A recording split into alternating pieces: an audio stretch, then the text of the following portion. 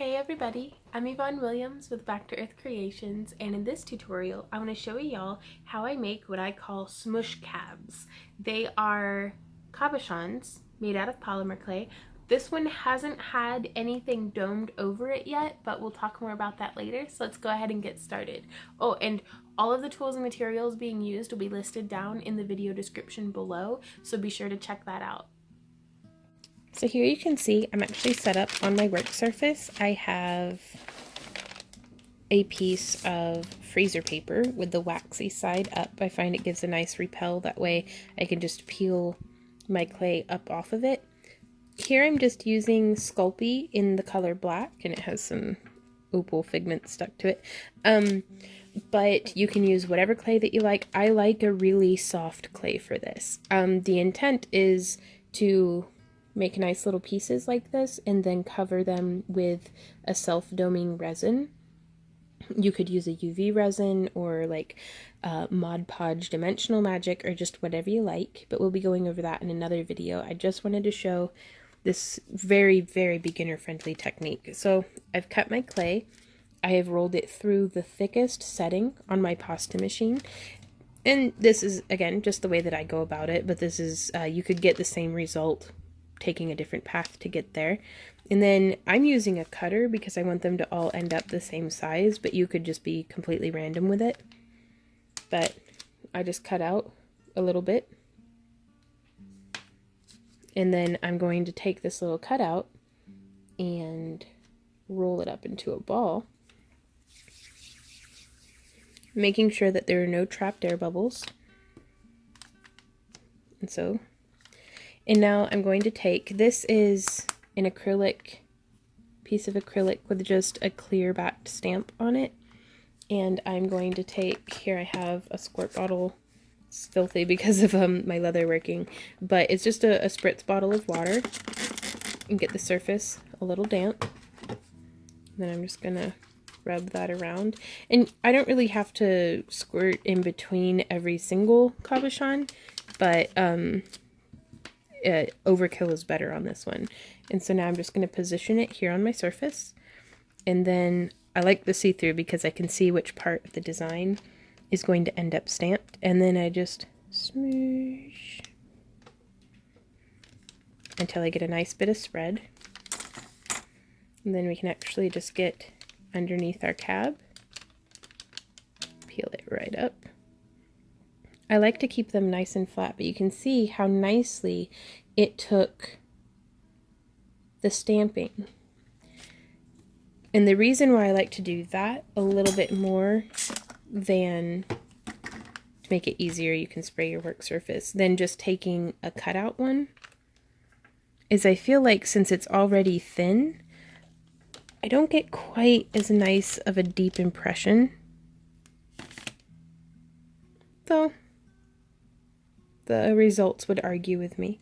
But I don't know, I kind of liked the different edge finish. And here you can see, and used to, I would actually take my clay and have it just there in a sheet and then stamp that, which is quite difficult, I've found, to get a nice deep impression all the way across. They have to do quite a bit of pressing. You can see it's much deeper over here than what it is over there, but that can give you some nice variation. And then if you come in and cut,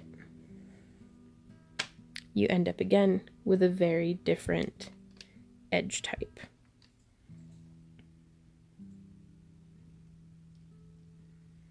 And so those are 3 different ways of getting kind of the same thing, but I do really like the organic kind of look on these ones. It makes me just feel like it has like a nice little coin effect almost. And then also, whenever it's like this, I have to wait for it to dry, or kind of like dab it dry before I can roll it up and use it again for doing more. And so what I'll do from here is take, sorry for my grunty dog, just some, this is Super Bronze Pearlex pigment, and just tapping my finger in. I dab it in the cap so there are no chunks, and then I'm just gonna buff the surface with my finger. And I find this gives it a really nice contrast between the surface and the recessed areas.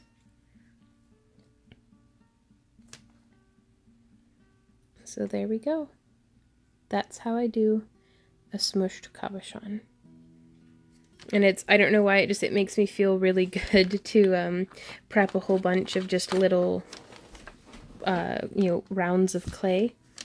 And then just come through and just smush, smush, smush, and they're good to go. I don't have to cut anything out. And I do feel like it gives a little bit... This stamp just does a good job all around. But I do feel like it gets a little bit better result even on a more shallow set rubber stamp. So let's see how it looks with a different one. And that's what I like about this too, is I can just peel it off and then put another one on, and it's a lot easier to store stamps like this, to me. Like, you can store it just in an old CD case, than it is to store the ones that have the wooden backs. So again, it's a new stamp, so I'm gonna spritz it, get that repel on there. I'm gonna place it, kind of place where I'd like to see in the design, and then press. And then just come right on back up. So I feel like that gave us a really cool effect. And then I'll go through and make a whole bunch of these like this. And then let all the water dry on them. And then I'll go through and buff them. And then I'll meet y'all in the next video where I'm going to demonstrate how to dome them with resin. That way it almost doubles the thickness. And makes them, you'll want to bake them first, but you bake them and then put whatever doming medium you're going to be using. But just super fun. Hey y'all, thanks so much for hanging out with me during this tutorial. I really hope that it was helpful to you. And if you take nothing else away from this video, I hope that you just take home that there's no wrong way to do something. Like, I get messages from a lot of y'all about, like, I'm new to polymer clay, I don't even know where to start. It's like, it can be so overwhelming because there are so many different ways to do very similar things like I showed here. Like, there were 3 different methods for getting to literally almost the same exact result with such minor difference. But find the one that you enjoy, the path you like taking with your polymer clay work, and then just keep doing that one. Or I like trying a bunch of different methods, which kind of drives Randy bonkers because he's like, oh, but you had it figured out. Why would you try something if it's not fixed, don't broke it? And I'm like, for science.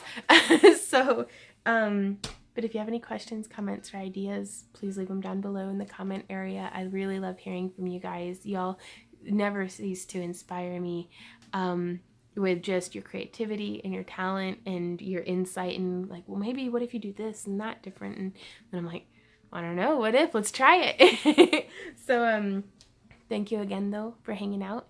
And if you enjoy my free tutorials and would like to support the creation of more of them, as well as participate in my monthly giveaways, well, actually weekly giveaways, though I do a fairy house once a month, and as well as receive some handmade cabochons of your very own in a monthly craft crate, please check me out on Patreon. There's all sorts of different stuff going on over there, as well as digital download template and behind the scenes and all kinds of stuff. So thank you again, though, you guys. And until next time, happy crafting.